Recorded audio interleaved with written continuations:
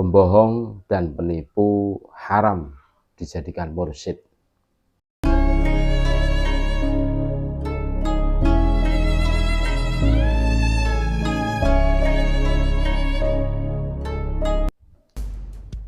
Assalamualaikum warahmatullahi wabarakatuh.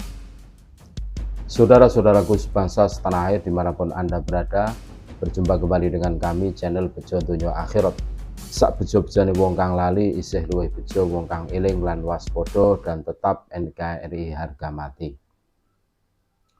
Pembohong dan penipu haram dijadikan mursyid.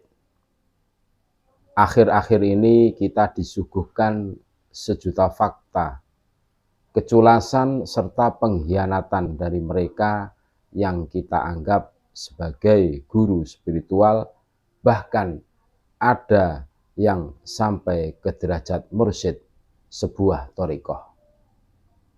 Tanpa sadar para murid atau salik hanya dijadikan komoditi, kapitalisasi industri agama yang mereka kelola.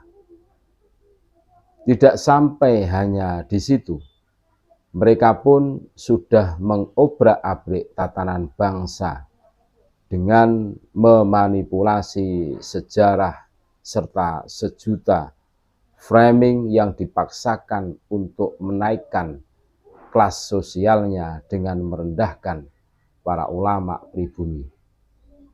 Oleh karena itu bahwa seharusnya seorang murid atau salik mencari mursyid sejati berdasarkan apa yang dijelaskan oleh Syekh Abdul Wahab Asy-Sya'rani radhiyallahu an dalam kitab Tanbihul Muhtarrin. Menurutnya dalam mencari mursyid, murid harus memiliki kehati-hatian untuk menghindari mursyid yang bukan mursyid hakiki dengan memahami kriteria berikut. Yang pertama, seorang yang disebut mursyid harus berpegang teguh pada Al-Quran dan As-Sunnah. Yang kedua, tidak boleh memilih mursyid yang tidak memiliki kemapanan ilmu syariat atau mencampur pemahaman syariatnya dengan hawa nafsu.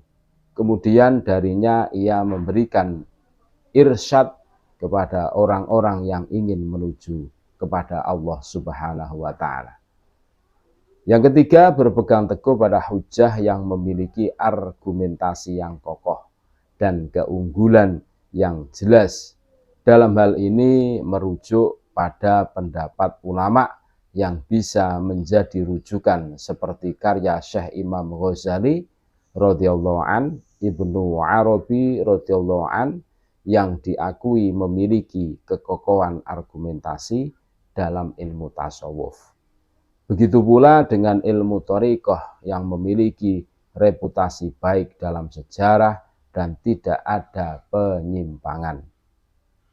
Selain tiga kriteria di atas, seorang mursyid juga harus jujur dalam menyampaikan qaul ulama. Seperti halnya ketika mengutip perkataan Syekh Abdul Qadir Al-Jilani radhiyallahu an, maka ia harus mengedepankan kejujuran dan tidak ada hawa nafsu di dalamnya. Dalam mempelajari tasawuf, Syekh Abdul Wahab Asy-Sya'rani radhiyallahu an mengutip pendapat Syekh Junaid Al-Baghdadi radhiyallahu an untuk selalu mengedepankan Al-Quran dan selalu menjalankan syariat yang jelas sebagaimana yang diajarkan oleh Nabi Muhammad SAW. Adapun untuk memilih thariqah, maka thariqahnya adalah thariqah para ahli tasawuf, yaitu musyayyadah bil kitabi was sunnati. Thariqahnya selalu merujuk pada Al-Quran dan As-Sunnah. Sehingga jika ada tokoh yang mengajarkan tasawuf dan thariqah tidak berpegang teguh pada Al-Quran dan As-Sunnah dan juga tidak memahami makna-maknanya, maka tidak boleh diikuti. Inilah yang harus menjadi dasar dan pedoman kita dalam mencari mursyid. Kemudian Syekh Junaid Al-Baghdadi radhiyallahu an juga memperingatkan untuk tidak percaya kepada orang yang mengaku sebagai pembimbing spiritual dengan memiliki kesaktian seperti bisa terbang, berjalan di atas air, kecuali orang-orang di sekitarnya sudah menyaksikan bahwa ia adalah orang yang tertib dalam menjalankan syariat. Artinya, orang tersebut menjaga syariat Nabi Muhammad SAW dengan menjalankan perintah Allah Subhanahu wa Ta'ala dan menjauhi larangannya, bahkan menjauhi hal-hal yang syubhat. Lalu bagaimana jika ada orang yang mengaku sebagai guru spiritual namun melepas semua hukum-hukum syariat? Maka kata Syekh Junaid Al-Baghdadi radhiyallahu an, jauhilah, karena khawatir kita justru akan terjerumus ke dalam kesesatan setelah mengikuti langkah orang tersebut. Untuk mencari guru sejati, kita tidak boleh hanya fokus pada aspek lahiriah saja. Karena kriteria mursyid menurut Syekh Abdul Wahab Asy-Sya'rani itu berdasarkan kualitas pemahaman, bukan pada aksesoris keagamaan semata. Jika ada yang menimba ilmu dari orang yang memiliki kriteria seperti ini, maka perlu diwaspadai.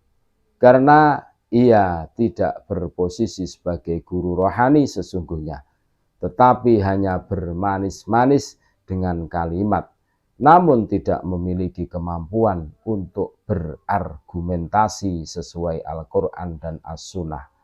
Untuk itu jangan sampai tertipu dengan yang demikian. Sufi hakiki tidak pernah menampilkan aksesoris dan tidak mau mengada-ngada karena merasa dirinya bukan siapa-siapa. Inilah adab yang hakiki. Namun kecenderungan kita adalah mengikuti orang yang memiliki popularitas tanpa berpegang teguh pada prinsip di atas, sedangkan orang yang mumpuni justru tidak akan banyak peminatnya dikarenakan penampilannya yang kurang meyakinkan. Jika pada akhirnya orang yang demikian itu dapat menarik simpati masyarakat dan memperoleh sesuatu dari kepopulerannya itu, maka apa yang ia dapatkan menurut Syekh Abdul Wahab Asy-Sya'rani radhiyallahu an bisa menjadi haram karena termasuk kategori penipu. Naudzubillah min dzalik. Terima kasih. Tetap NKRI harga mati. Assalamualaikum warahmatullahi wabarakatuh.